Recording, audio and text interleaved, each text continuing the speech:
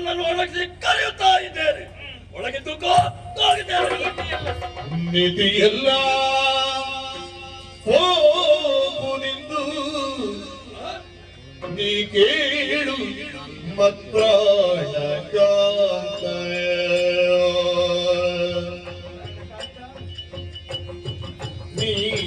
ನೀತಿಯೆಲ್ಲ ಹೋಗುವುದು ನೀ ಕೇಳು ಮತ್ರಾಣ ಜಾತ ಅಂಗದ ಒಂದು ಮಾತ ಕೇಳಿದೆ ನಾನಿದು ಜಾತ ಅಂಗದ ಬೇಡ ಒಂದು ಮಾತ ಕೇಳಿದೆ ನಾನಿದು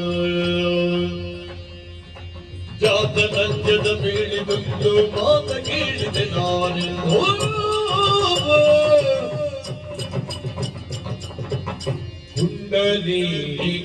ಕುಂಡಲೀಕನೇತ್ರನು ಮಾತಾಂಡ ಜಾತ ಸುಗ್ರೀವನು ಯಾರು?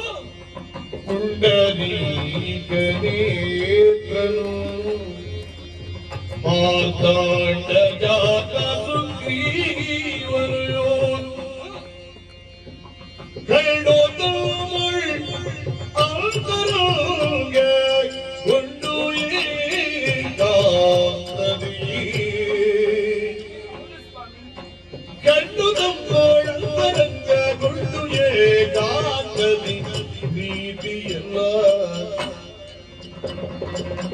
ಚಂಡ ವಿದ್ಯಮರಾಮನ ಹೆಂಡತಿಯನ್ನು ರಾವಣ ಕೊಂಡು ಮೃಗರ ಕರ ಕಟ್ಟಿಸಲಾಗಿ ನೀತಿಯೆಲ್ಲ ಹೋಗುವುದು ನೀ ಕೇಳು ಮತ್ರಾಣ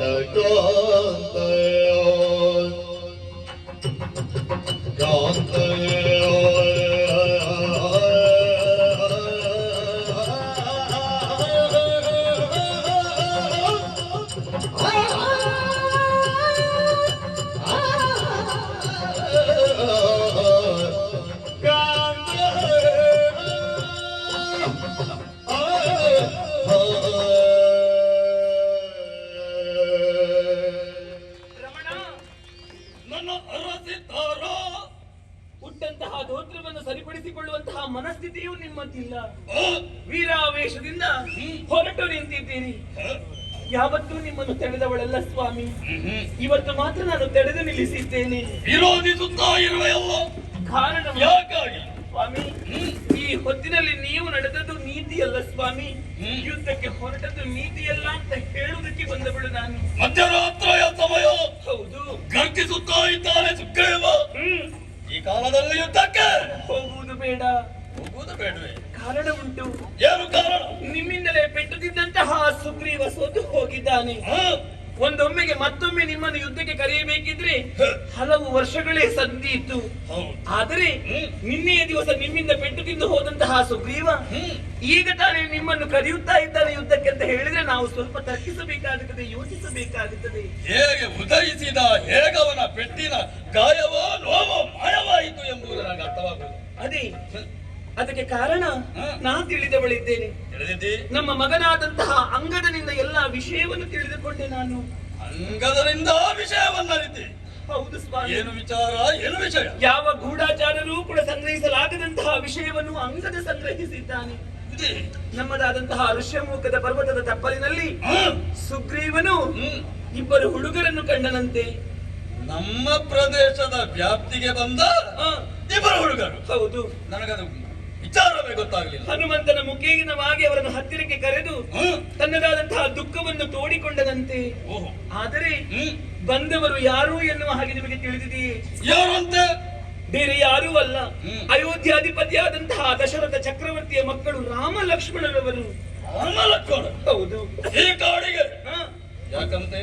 ಪಿತೃವಾಕ್ಯ ಪರಿಪಾಲನೆಗೆ ಬೇಕಾಗಿ ಶ್ರೀರಾಮಚಂದ್ರ ತನ್ನ ಮಡದಿಯಾದಂತಹ ಸೀತೆಯನ್ನು ಹ. ತಮ್ಮನಾದಂತಹ ಲಕ್ಷ್ಮಣನನ್ನು ಒಡಗೂಡಿಕೊಂಡು ಹ. ಕಾನನವನ್ನು ಪ್ರವೇಶ ಮಾಡಿದರಂತೆ, ಹ, ಪಂಚವಟಿಯಲ್ಲಿ ತಂಗಿದರಂತೆ. ಹ, ಇದನ್ನು ತಿಳಿದಂತಹ ರಾವಣ ಹ. ಸೀತೆಯನ್ನು ಅಪಹರಿಸಿದನಂತೆ. ಓಹೋ. ಸೀತಾ ಅನ್ವೇಷಣೆಗಾಗಿ ಬರುವಂತಹ ಸಂದರ್ಭದಲ್ಲಿ ಶಬರಿಯ ಮುಖೇನವಾಗಿ ಹ, ಋಷ್ಯಮುಖ ಪರ್ವತವನ್ನು ಹೇಳಿದಳಂತೆ ಅದನ್ನು ಹುಡುಕಿಕೊಂಡು ಬಂದರಂತೆ. ಹ. ಆ ಸಂದರ್ಭದಲ್ಲಿ ಹನುಮಂತನ ಸಹಾಯವನ್ನು ಪಡೆದು ಆ ರಾಮ ಲಕ್ಷ್ಮಣರನ್ನು ಸುಗ್ರೀವ ಬಳಿಗೆ ಕರೆದನಂತೆ. ತನ್ನದಾದಂತಹ ದುಃಖವನ್ನು ತೋಡಿಕೊಂಡನಂತೆ. ಆಗ ರಾಮ ಹೇಳಿದಂತಹ ಮಾತು ಏನು? ನಿನ್ನ ದುಃಖವೇ ನನ್ನ ದುಃಖ, ನಿನ್ನ ವೈರಿಯೇ ನನ್ನ ವೈರಿ. ಯಾವಾತನು ನಿನ್ನ ವೈರಿ ಇದ್ದಾನೋ ಆ ವೈರಿಯನ್ನು ಕೊಂದು ಮಡದಿಯಾದಂತಹ ರುಮೆಯನ್ನು ಬಿಡಿಸಿಕೊಡುತ್ತೇನೆ ಎನ್ನುವ ಹಾಗೆ ಮಾತನಾಡಿದನಂತೆ. ಆದರೆ ಆ ಸಂದರ್ಭದಲ್ಲಿ ಸುಗ್ರೀವನು ಹೇಳಿದಂತಹ ಮಾತು, ಒಂದು ವೇಳೆ ನೀನು ಆ ಸಹಾಯವನ್ನು ಮಾಡಿದ್ದು ಹೌದೇ ಆದಲ್ಲಿ ಕಪಿವೀರನೆಲ್ಲ ಒಟ್ಟುಗೂಡಿಸಿಕೊಂಡು ದೇಶ ದೇಶ ಸುತ್ತಿಸಿ ರಾವಣ ಎಲ್ಲಿ ಅಡಗಿದ್ದರೂ ಕೂಡ ಅವನನ್ನು ಹುಡುಕಿ ಸೀತೆಯನ್ನು ಮತ್ತೆ ನಿನ್ನ ಪಾಲಿಗೆ ಒದಗಿಸಿಕೊಡುತ್ತೇನೆ ಎನ್ನುವ ಹಾಗೆ ಹೇಳಿದ್ದಾರೆ. ಸಮಾನ ದುಃಖಿಗಳವರು. ಆದ್ದರಿಂದ ಹೇಳುತ್ತಾ ಇದ್ದೇನೆ, ಮಾರ್ತಾಂಡ ಜಾತನಾದಂತಹ ಸುಗ್ರೀವ ಸೂರ್ಯ ವಂಶಜನೊಡನೆ ಸಖ್ಯವನ್ನು ಮಾಡಿಕೊಂಡು ನಿಮ್ಮೊಡನೆ ಯುದ್ಧವನ್ನು ಮಾಡಿದರೆ ಖಂಡಿತವಾಗಿಯೂ ನಿಮಗೆ ಜಯವಾಗುವುದಕ್ಕೆ ಸಾಧ್ಯವಿಲ್ಲ.